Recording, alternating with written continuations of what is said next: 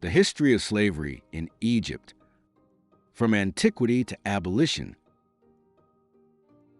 Slavery in Egypt represents a deeply rooted institution that evolved through successive historical epochs, shaped by shifting political regimes, religious norms, and economic imperatives.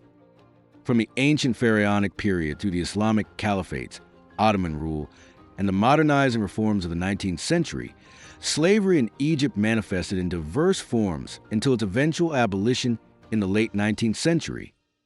Understanding this evolution reveals a complex interplay between power, economy, and human bondage in one of the world's oldest civilizations. Slavery in ancient Egypt.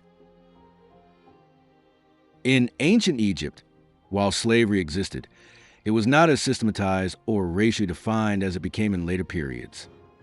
The institution of slavery in this era is complex, partly due to the nuanced terminology used in ancient Egyptian texts to describe various forms of servitude. Most enslaved people were prisoners of war, foreigners, or individuals who had fallen into servitude due to debt or legal punishment. Distinctions existed between these groups, influencing their legal standing and the nature of their labor. Sources indicate a range of roles for enslaved people, including domestic service, temple duties, agricultural labor, and participation in state construction projects. For instance, they were employed in tasks such as mining expeditions, quarrying stone for monuments, and maintaining essential irrigation systems.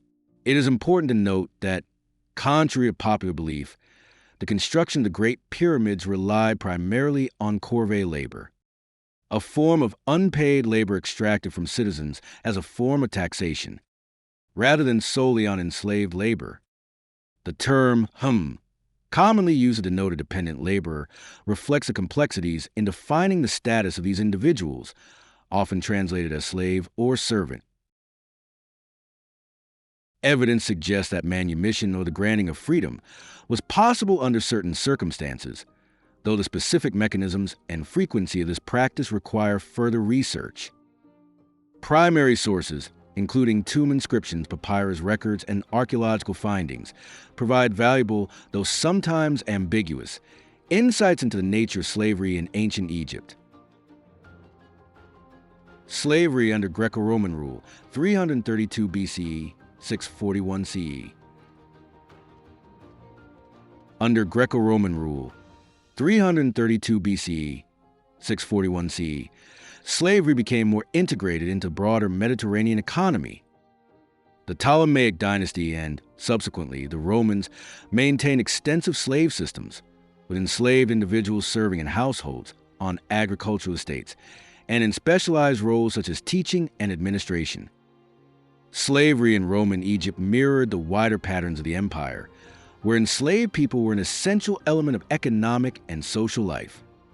The legal framework of the Roman Empire, with its detailed regulations concerning the ownership and treatment of enslaved people, had a significant impact on the institution in Egypt. This period saw the continuation of established forms of servitude and the introduction of new ones, shaped by the demands of a complex, interconnected economy. The experiences of enslaved people vary considerably between urban centers like Alexandria and rural agricultural settings. The slave trade routes that supplied Egypt with enslaved labor during this period extended across the Mediterranean, encompassing diverse regions and populations. Slavery in the Islamic period, 7th century onward. With the Islamic conquest of Egypt in the 7th century, the institution of slavery continued under a new religious and legal framework. Islamic legal framework and trade. Islamic law or Sharia regulated slavery, permitting the enslavement of non-Muslims captured in war or purchased from outside the Muslim world. Egypt became a key node in the Trans-Saharan and Red Sea slave trade networks, importing slaves from sub-Saharan Africa, the Caucasus, Central Asia, and Eastern Europe. These trade routes involved complex networks of merchants, intermediaries, and transportation systems, often subjecting enslaved people to harsh conditions. Islamic law provided a framework for the treatment of enslaved people, outlining certain rights, albeit limited, and conditions for manumission. The Mamluk system. The Mamluk system, a distinctive feature of this period, involved the recruitment of slave soldiers, primarily of Turkic and Circassian origin. These Mamluks underwent rigorous training and served in the armies of the Islamic caliphates. Over time, they ascended to positions of power, ultimately establishing the Mamluk Sultanate, 1250 to 1517, which ruled Egypt independently until the Ottoman conquest. This exceptional phenomenon, in which former slaves became sovereign rulers, underscores a distinctive trajectory of slavery in the Islamic world, where social mobility, though circumscribed, was not entirely impossible. Different categories and ranks existed within the Mamluk system, reflecting varying degrees of power and influence. Slavery during the Ottoman period, 1517 to 1798. During the Ottoman period, 1517 to 1798, slavery persisted in both traditional and elite settings. With the Ottoman conquest of Egypt in 1517, the Mamluk Sultanate ended, but the Mamluks themselves remained a powerful force. While now subject to the Ottoman Sultan, they retained significant influence and often occupied key positions within the Ottoman administration in Egypt. The Mamluk system of recruiting and training slave soldiers continued, replenishing their ranks with new recruits from regions like the Caucasus. Slave trade in Ottoman Egypt. Cairo remained a major hub for the slave trade, connecting various regions. Enslaved people were brought to Egypt via several routes, including from sub-Saharan Africa through trans-Saharan routes and the Red Sea, and from the Black Sea region and the Caucasus. The Ottoman Empire had an active slave trade, and Egypt was an important part of it. Markets existed in Cairo and other major cities where slaves were bought and sold. Roles of enslaved people. Slaves in Ottoman Egypt served various functions. Military and administration. The Mamluks continued to be a crucial part of the military. New slaves were brought in and trained to become soldiers and even administrators. Domestic service. Many enslaved people, particularly those from Africa, were employed as domestic servants in households. This included cooking, cleaning, and other household chores. Wealthy households often had large numbers of enslaved servants. Harem slavery. Within the harems of wealthy or powerful men, enslaved women served as concubines and domestic staff. The Ottoman system heavily utilized enslaved women in harems. Eunuchs. Enslaved men, often castrated, served as eunuchs, holding important positions within the Ottoman palace and households. They played key roles in managing harems, and sometimes even in administration. Agricultural labor. While less common in earlier periods, the 19th century saw an increase in the use of enslaved people in agriculture, particularly with the rise of cash crops like cotton. Social and legal considerations. Islamic law governed slavery in the Ottoman Empire, including Egypt. While it provided some protections to enslaved people, such as the prohibition of excessive cruelty, enslaved people were still considered property with limited rights. Social status varied depending on the enslaved person's role, origin, and gender. White slaves from the Caucasus, particularly those in the Mamluk system, often had higher status than those from sub-Saharan Africa. Gradual changes. Over time, particularly in the 19th century, increased European influence and pressure began to affect the institution of slavery in Ottoman Egypt.